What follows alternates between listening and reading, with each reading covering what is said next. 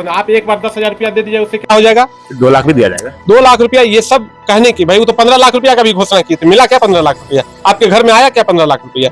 ये सब चुनाव स्टंट है। जब चुनाव करीब आया है तो इस तरह की वो बात कर रहे हैं। अरे उनको, वो आदमी लंपट आदमी, जितना लंबा है वो लंपट आदमी है, उस आदमी की क्या बात करते केंद्रीय हैं? मंत्री उसको अरे कुछ केंद्रीय मंत्री है, केंद्रीय मंत्री पगलाता नहीं है? ऐसे आदमी को रांची भेजना चाहिए। ये सब अब याद आने लगा है। इनकी माता, जाहिल माता जी और इनके पिताजी जब मुख्यमंत्री थे तब कितने लोगों को इन्होंने नौकरी दे दिया, कितने लोगों की बेरोजगारी को खत्म कर दिया।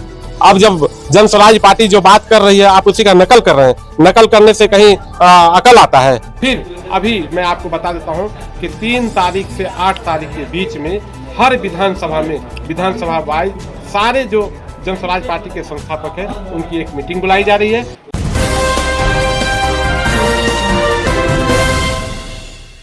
जी नमस्कार, स्वागत करते हैं आपका NBR 24 पर। मैं हूं आपके साथ असद इकबाल। देखिए, बिहार में बहार है और इसी साल चुनाव भी है।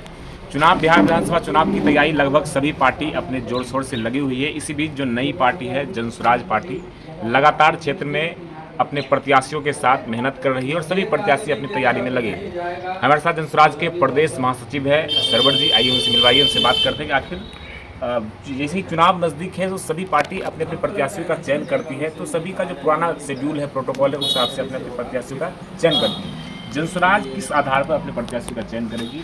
क्या जन स्वराज का कोई अलग शेड्यूल होगा, या फिर जैसे पुरानी पार्टियां हैं जो बड़ी गठबंधन है, वो लोग जात पात के आधार पर प्रत्याशियों का चयन करते हैं? आप कैसे देखते हैं?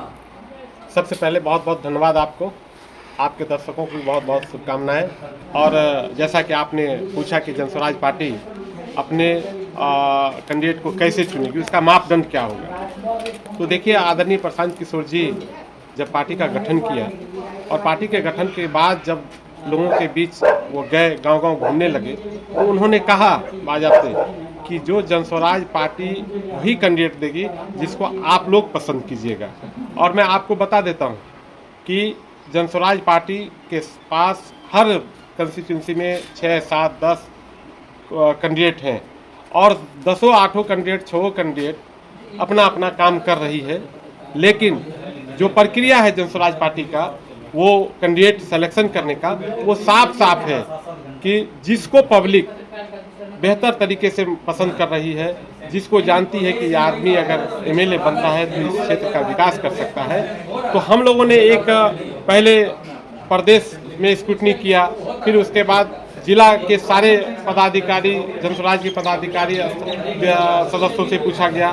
फिर अभी मैं आपको बता देता हूं कि 3 तारीख से 8 तारीख के बीच में हर विधानसभा में, विधानसभा वाइज सारे जो जन स्वराज पार्टी के संस्थापक हैं उनकी एक मीटिंग बुलाई जा रही है। उस मीटिंग में ही सब कैंडिडेट आएंगे, अपनी अपनी बात रखेंगे और फिर पब्लिक से पूछा जाएगा कि भाई ये 5 कैंडिडेट है आपके, इसमें बताइए कि आप किसको पसंद कर रहे हैं, उन्हीं को हम लोग टिकट देंगे। तो जन स्वराज पार्टी की जो कैंडिडेट चुनने की प्रक्रिया है वो बिल्कुल साफ साफ है, जिसको जनता चाहेगी उसी को टिकट मिलेगा। एक सवाल जो बिहार के लोग बड़ी बेसब्री से इंतजार कर रहे हैं कि जैसे इससे चुनाव नज़दीक आते जा रही है, लोगों की बेसब्री बढ़ती जा रही है कि आखिर जन स्वराज या कोई भी पार्टी, खास करके आप जन स्वराज अपनी प्रत्याशियों का घोषणा कब तक करेगी? जन स्वराज पार्टी शुरू से ये कह रही है कि बिहार में जितनी भी पार्टियां हैं उन पार्टियों से पहले हमारी लिस्ट जारी होगी।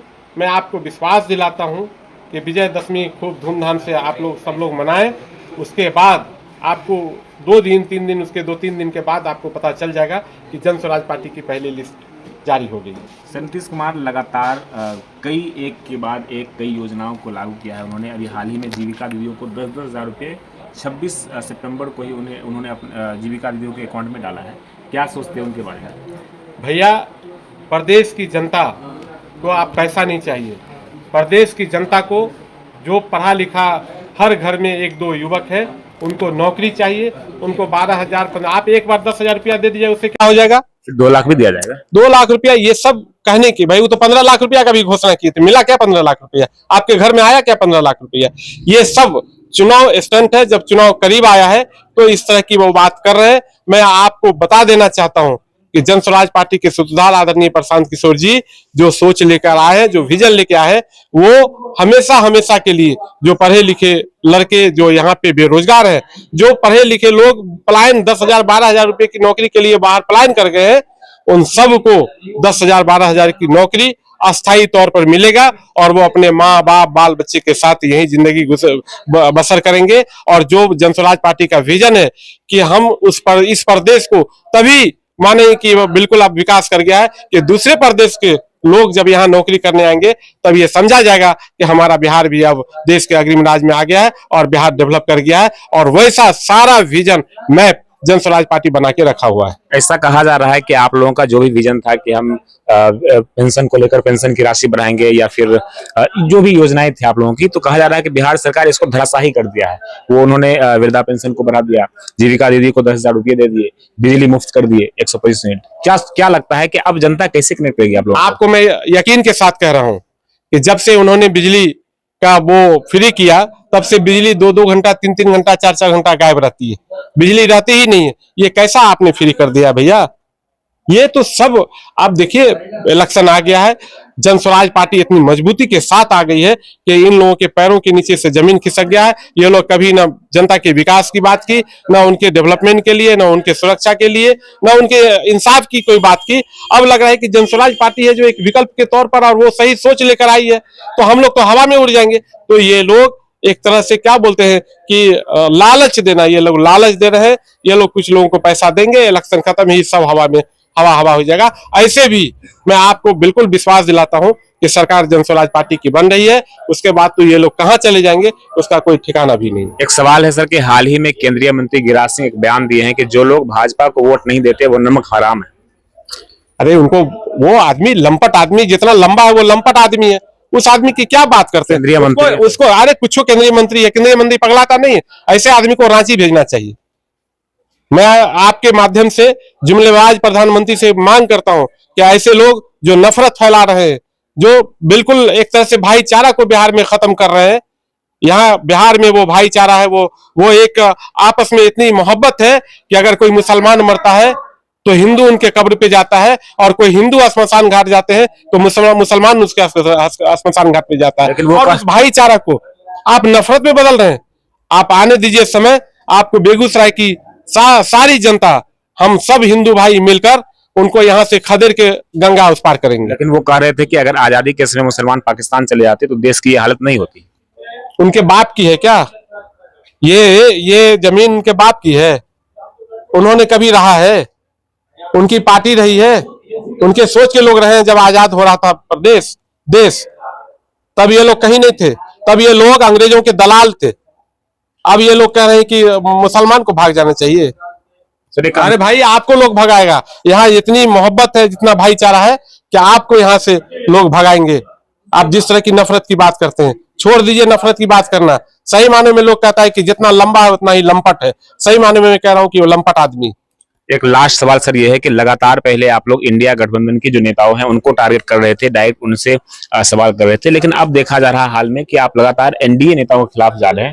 अब लगता है कि इंडिया गठबंधन के जो नेता है, जो सेकुलर पार्टी है, तो उनको अब टारगेट करना क्यों छोड़ रहे हैं आप? देखिए, जनस्वराज पार्टी किसी को टारगेट नहीं कर रही है। जनस्वराज पार्टी अपना काम कर रही है। जनस्वराज पार्टी लोगों की सोच, जो सही लोग सही सोच और सामूहिक प्रयास के साथ जो सामूहिक विकास हो, उसकी बात कर रही है ये न। लेकिन हाँ, जो सरकार में है, अगर हमारे गरीब जनता के पैसा को जो लूट रहा है उसका उजागर तो हम लोग करेंगे ही, और हमेशा करेंगे। और अभी क्या हुआ, बहुत सारे मंत्री के चिट्ठे हम लोग के पास तैयार है। थोड़ा धैर्य रखिए, सब लाइन पर आ जाएंगे। तेजस्वी यादव के माई बहन मान योजना को कैसे देखते हैं? चूंकि उन्होंने कहा कि माई बहन मान योजना के तहत 2500 रुपया सभी महिलाओं को मिलेगा, और जिनके पास डिग्री है बिहार में वो बेरोजगार नहीं बैठे। ये सब अब याद आने लगा है। इनकी माता, जाहिल माता जी और इनके पिताजी जब मुख्यमंत्री थे तब कितने लोगों को इन्होंने नौकरी दे दिया, कितने लोगों की बेरोजगारी को खत्म कर दिया। अब जब जनस्वराज पार्टी जो बात कर रही है, आप उसी का नकल कर रहे हैं। नकल करने से कहीं अकल आता है? कभी अकल नहीं आएगा। तेजस्वी यादव कह रहे हैं कि भाजपा, अभी हमने सुना कहीं तो नकल आया कि बेरोजगारी को खत्म करेंगे, पलायन को रोकेंगे। सब जनस्वराज पार्टी के सुधाराधनी प्रशांत जी की नकल कर रहे हो। नकल करने से अकल आता तो आज तुम्हारे पिताजी का यही हाल होता है, आज यही तुम्हारे परिवार का यह हाल होता। इसलिए ये सब आप पैरों के नीचे से जमीन खिसक चुकी है। अब आप लोग हवाई करते रहो। जनस्वराज पार्टी सरकार बना के प्रदेश का और प्रदेश की जनता का भलाई करेगी। तो हमारे साथ जनसुराज के प्रदेश महासचिव सरवर अली जी थे और लगातार सभी सवालों का बेबाकी से जवाब दे रहे थे। अब देखना यह है कि आने वाले चुनाव का परिणाम क्या आता है, जनता किस भरोसा जताती है। आप लगातार बने रहे NBR 24 के साथ। मैं हूं असद इकबाल, फिर हाजिर होगा आपकी सेवा में। नमस्कार।